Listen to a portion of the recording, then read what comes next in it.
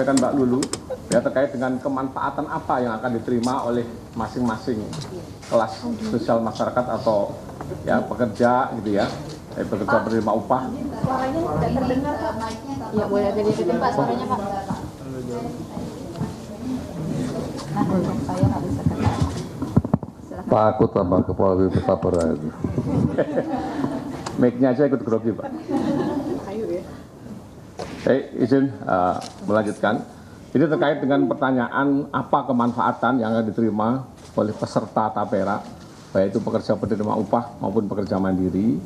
Yang pertama saya jelaskan dulu, bahwa mengacu pada indeks keterjangkauan residensial, harga rumah dikategorikan terjangkau apabila tidak lebih dari 3 kali penghasilan rumah tangga dalam setahun, atau maksimal indeks 3. Kondisi saat ini, pada 12 provinsi di Indonesia, ini data ya, masyarakat masih sangat sulit untuk menjangkau kepemilikan hunian dengan harga yang terjangkau dengan kemampuan penghasilan mereka, bahkan di beberapa provinsi yang populasinya tinggi seperti di Jawa dan Bali, angka keterjangkauan residensialnya sudah di atas 5 atau sangat tidak terjangkau.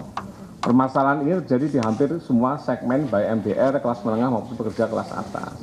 Nah, dari sini kemudian Tapera hadir, ya, sesuai amanah Undang-Undang Nomor 4 2016 tentang Tapera, ya, untuk meningkatkan kemampuan atau affordability masyarakat untuk menjangkau harga rumah tersebut. Melalui apa? Melalui penurunan suku bunga yang pada akhirnya menurunkan besaran angsuran bulanan peserta.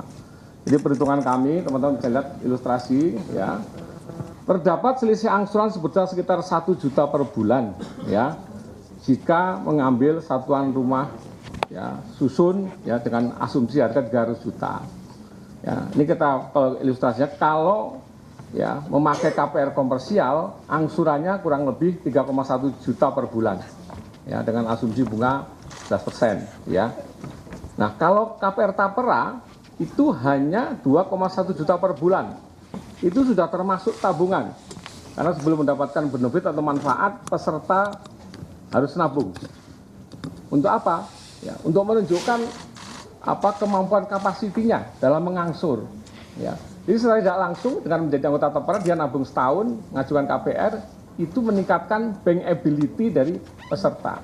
Cukup dengan melihat dari track recordnya dia nabung selama setahun. Ya, ya, itu manfaat kedua. Dan kalau benefit ini jadi lebih hemat sekitar 1 juta per bulan dibanding KPR komersial yang dapat digunakan ya untuk kebutuhan-kebutuhan lainnya dari peserta. Ya. Kemudian masih ditambah lagi di akhir masa kepesertaan, ya, selain ngangsur, 2,1 juta ini ngangsur dan plus tabungannya. Peserta akan memperoleh benefit pengembalian tabungan beserta hasil pemupukannya. Ya, hanya dengan 2,1 juta. Yang 3,1 juta kalau angsuran komersial itu udah angsuran doang, nggak pakai tabungan. Ini 2,1 udah plus tabungan yang akan dikembalikan pada saat masa KPR-nya selesai. Ya. Untuk itu, ya untuk peserta ASN juga kami harapkan di forum ini, ya, dan juga pemberi kerja untuk melakukan updating data peserta melalui portal kepesertaan di website Tapera www.tapera.id. Itu barangkali terkait kemanfaatan.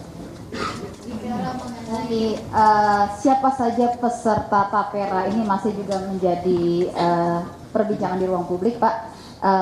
Siapa saja pesertanya, wajib atau tidak sebenarnya, mekanisme pembagian beban iurannya seperti apa, pengolahan dana dan juga penyalurannya, serta tadi kami sudah melihat simulasi. Silakan Pak dijelaskan. Baik, terima kasih. Ya, terkait siapa saja yang wajib menjadi peserta, wajib atau enggak kan itu pertanyaan. Ya.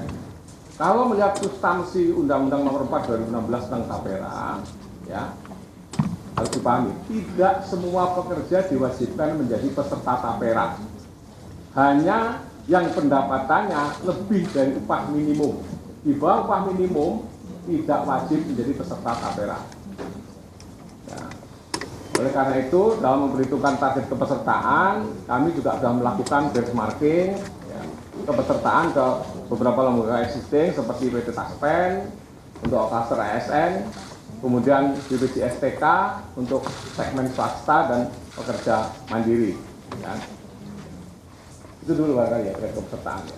Baik, untuk menjawab pertanyaan juga isu yang beredar, Pak, bagaimana pekerja yang tidak membutuhkan pendanaan dari Tapera namun diwajibkan untuk bayar iuran bagi yang sudah punya rumah, kenapa juga kemudian diwajibkan dan apa manfaatnya? Nah ini juga konsepsi dari Undang-Undang Nomor 4 Tahun 2016. Tadi Bapak Kepala Staf Kepresidenan sudah menyampaikan kesenjangan kepemilikan rumah di Indonesia masih sangat tinggi. Ya, saat ini di angka 9,95 juta orang atau keluarga tidak memiliki rumah. Sementara kemampuan pemerintah dengan berbagai skema subsidi dan fasilitas pembiayaan ya, menyediakan kurang lebih 250.000 rumah. Ya. Pertumbuhan demand setiap tahun, ini data statistik juga, 700.000 sampai 800.000 keluarga baru yang belum punya rumah. Jadi kalau hanya mengandalkan pemerintah saja, nggak akan ngejar sampai kapan backlognya mau selesai.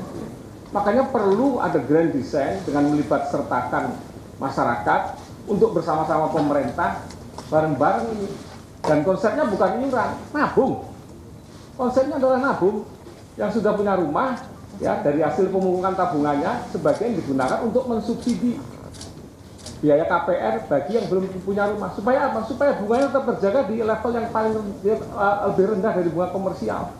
Saat ini 5%. Ya, nanti perlu ada kajian lebih lanjut. Ya.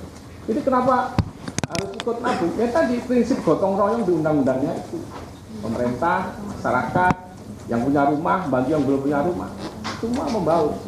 Nah kalau itu bisa dikonstruksikan dalam undang-undang KPR yang sangat mulia sebenarnya. Operasionalnya di PP 25 dan PP 21 yang sebenarnya substansinya bukan menyangkut perubahan PP 25 tapi menjadi itu kan indah sekali.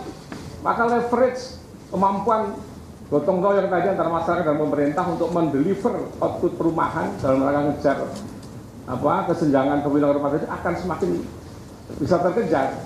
Itu Mbak. Ya, baik.